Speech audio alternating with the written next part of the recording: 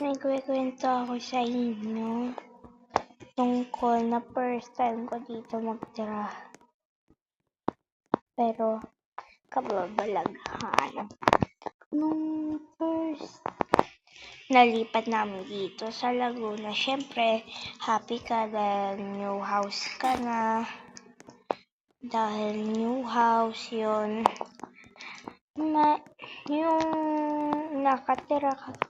Yung tumira kami dito ng June 1st. Siyempre, masaya ka dahil mamimit mo yung bagong kaibigan. Pati, lilipat ka ng bagong school.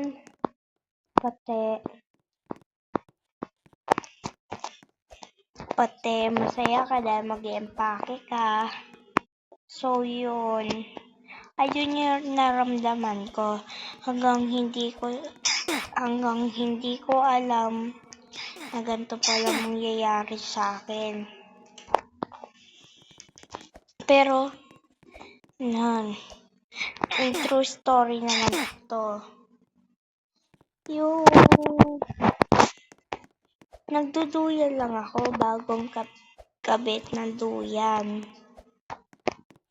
Yung bagong kabit ng duyan doon sa papayahan namin. Doon. Yung habang nagduduyan ako, parang may nakita si mami na parang bata daw. Yung akin na. May nakita kasi akong batang lalaki. Kasing tangkad ko ata siya eh. Basta lalaki siya. Sila daw yung nauna ditong tumira. Yung batang lalaki. May matanda rin sa amin.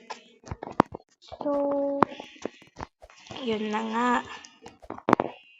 Parang kinausap ako nun. Sabi, "Be, kaya pala yung nakatira dito." Yun. Maraming beses na yun na namin. Sabi ko, "Ha? Sino ka? Hindi ka namin kilala. Baka naninirahan ka lang dito." Yun yung sinabi ko sa kanya. Sinabi ng mami ko, "Ha?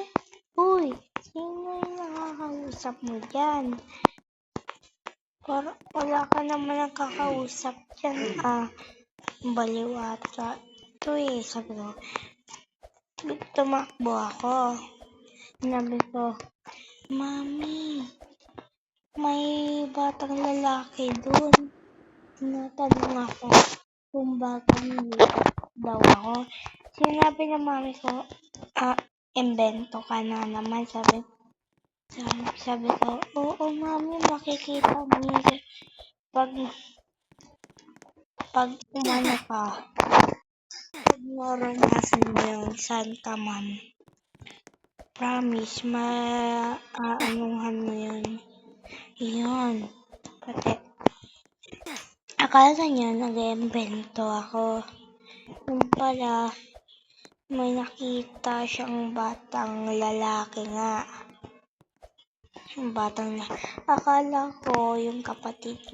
Akala niya kapatid ko yun.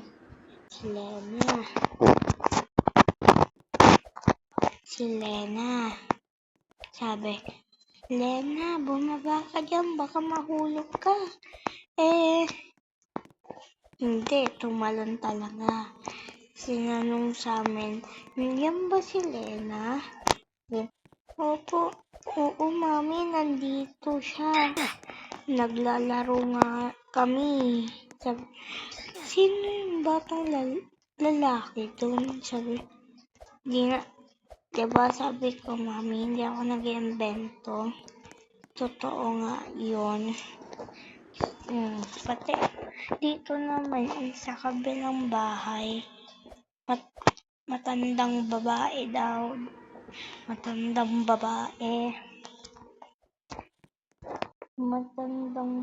siya. As in, matanda, may edad na. As in, may edad na talaga. Ano, ayaw na lang maingay. Mabait naman daw yon. Kaso lang, ayaw lang daw ng maingay. So, naniwala kami. Kaganina, pagkagising ng mami ko, may hulog yung mga, hulog yung mga cologne, Vicks, kahit anong ginagamit sa mga muka, hulog doon. Na, sabi ko, hala, baka ito na nga yung batang bumababa. Yun, na-curious. So, natakot ako kung sino yun. So, one time, nagkasakit yung lolo ko. Hanggang ngayon, nandito siya, napapagaling. So, nandito na nga siya. Papagaling nga. Siguro, pati, nakita ko parang na bundok. Sabi ko, hala, Nay, huwag mo sirain yan. Punso yun. Sabi, hindi, hanay lang yan. Sabi, sige. Sige, wala akong sinabing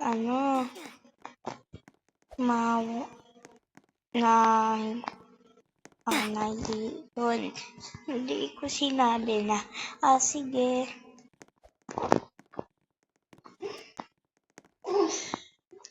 Sige. Basta mag-ingat ka, ganun. Wala akong sinabing ganun. Hinayang. Kinabukasan, masakit yung anitahan na lolo ko. Nalamunan. So, nagpanik kami kung anong gagawin. Babalik na sila sa hospital. Siguro may sakit na talaga.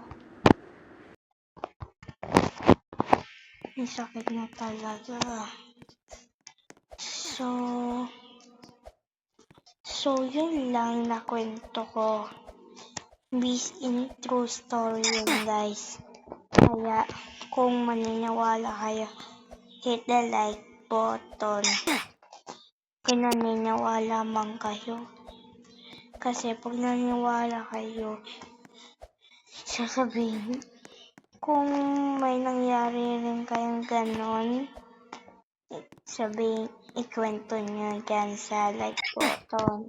Ay sa comment. Babasahin ko at kwento ko din. So, yun nga, yung goal ko, 6K subscribers dito sa YouTube. So, yun lang, guys. Bye!